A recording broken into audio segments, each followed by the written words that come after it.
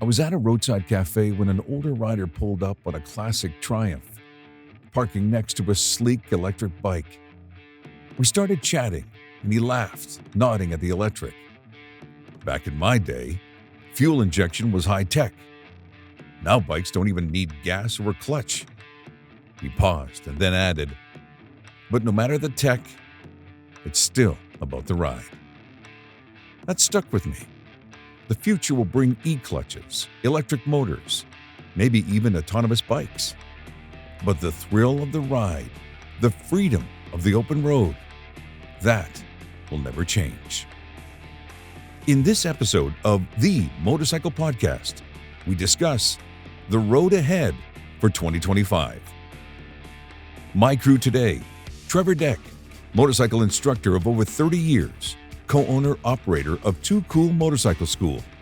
To his left, Jim Pruner, writer contributor to L2R World, and Lanchi Deck, marketing manager and co-owner of Too Cool Motorcycle School. Today's topic: the road ahead for 2025.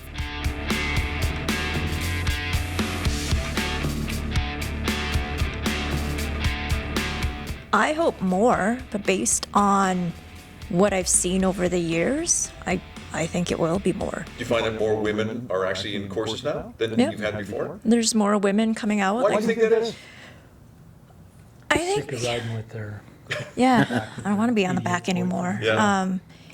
I think just as there's more women coming out to do this, then there are more that's saying, oh, they're doing it, so I can. So which is why it's gradual, but I do see it. And then also now, because with more options in terms of the bikes, the being able to find bikes that are lower, because that's the big thing I find with women, is finding a bike that they don't feel that is too tall for them. And I'm not saying for all women, because some, they'll hop on a tall bike, no problem. Yeah. But just starting out to build that confidence, if they have those smaller bikes that are lower down, they can flat foot or close to it, and to allow them to build that confidence It's to do it. manufacturers listening to the market. Again, here we go with that statement that we talked about so many times. Gear is the other thing too. And gear, absolutely. That doesn't have to be always a different color, doesn't have but to be maybe the different. fit. Like you got the fit, fit, Yeah, right? it's the fit. Like for myself, for example, I'm a lot smaller than the typical female, but I find finding gear is difficult for me, right? And just women in terms of the sizing from, the chest, the hips, the length of the legs. It's so different to a man's gearing that it's hard for us to find gear.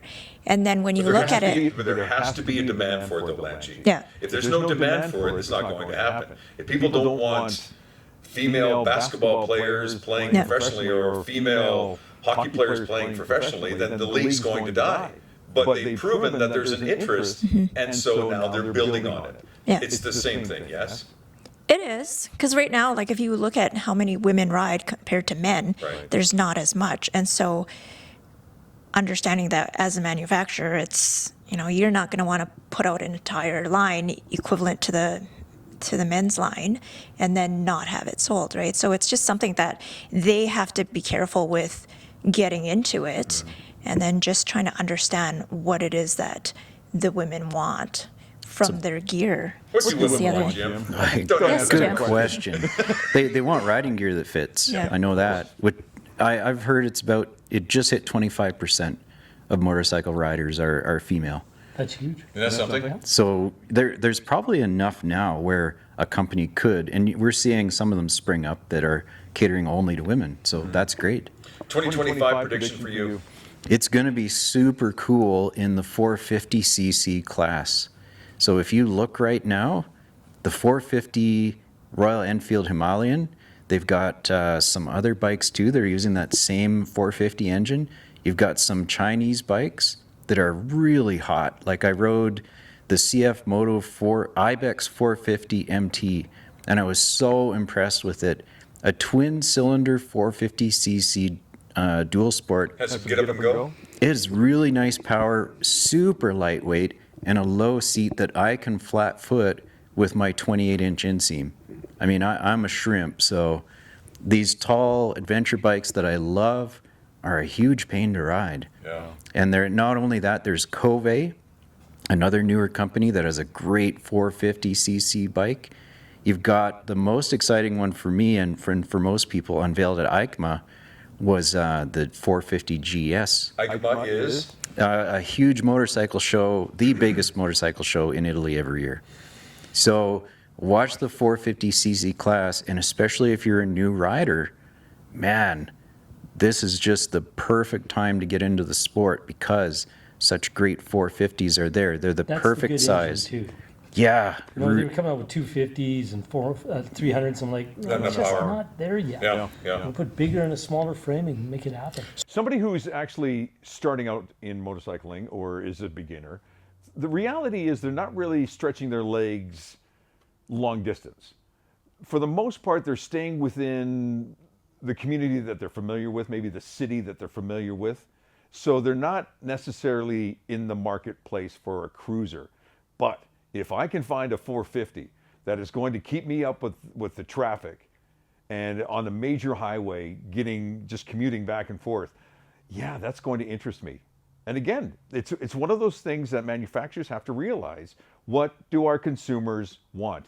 How do we appeal to someone who's the stature of Lanchi? How do we appeal to someone who is a beginner in this marketplace? And if they're doing it, it sounds like they are. Well, don't forget the price. The all-important thing that we've talked about, the impact of inflation. The CF Moto 450 Ibex I talked about, $8,000, brand new. Wow. Like the Royal Enfield Himalayan, same thing, about $8,000. Yeah. And this is a brand new bike with a 3-year warranty. BMWs will come in much higher just because BMW, but the Chinese bikes, the Coves, the CF Motos, and then the Indian Royal Enfield, oh man, they are just going to absolutely take the market by storm. The world market? Yeah, easily. They're already huge overseas. It's kind of, we're lagging behind here. We being Canada. North America, really. They're just starting to come here, and it's going to be a game changer. Wow.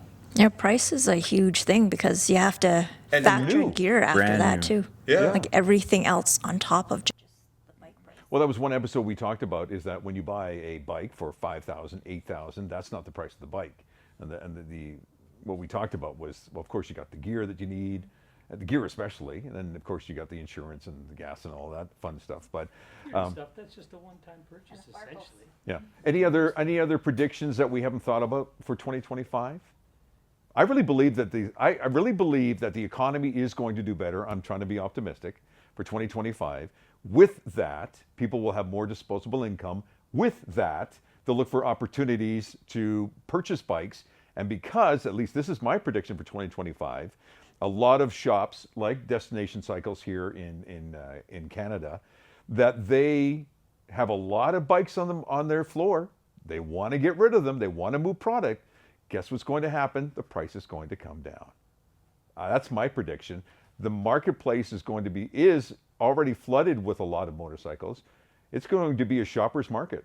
Supply This and way they demand. can make motorcycling therapy, and then they can knock half the tax off or something. Wouldn't that be fun? That'd be cool. I've seen it actually. I've you seen people claim it on their healthcare spending account through the company benefits, motorcycle gear, maybe even maintenance on their What bike. I don't company know is if that? I like, want to work there. Man, that would be fun. But that, I believe, is really going to be something, because when you look at the showroom floor here, there's a lot of bikes, a lot of used bikes. oh man, it's flooded. Two of them are gyms. So, Wouldn't it mean if there's more bikes on the market, the prices are generally going to come down? That's a what I'm little thinking. bit? And that'll maybe be that little extra kick to go in. You know what? I'm going to give you $1,000 extra. That's for what this I'm bike. thinking. Let's get the bikes moved, because if they do that, it just gets more people in, then more gear sells. Then Come spring. because you make more money off of gear and stuff at some of these dealerships. I'm telling you, come spring, get out there. I would be in the marketplace. If you haven't thought about maybe trading in your bike for another one, or maybe upgrading to another one, or getting a new one, that would be the time to do it. I think 2025 is going to be a great market for shoppers. I really do. Canada, you're good till what, February 15th? You got save all that tax money on the food and stuff that you get. Put that aside. That'll be the first down payment. But the thrill of the ride, the freedom of the open road, that will never change. Thanks to Lanchy Deck, Jim Pruner, and Trevor Deck. My name is Phoenix. On the next episode, If KTM did that, I don't think they would have half the trouble they do. you're listening to The Motorcycle Podcast, a presentation of L2R World.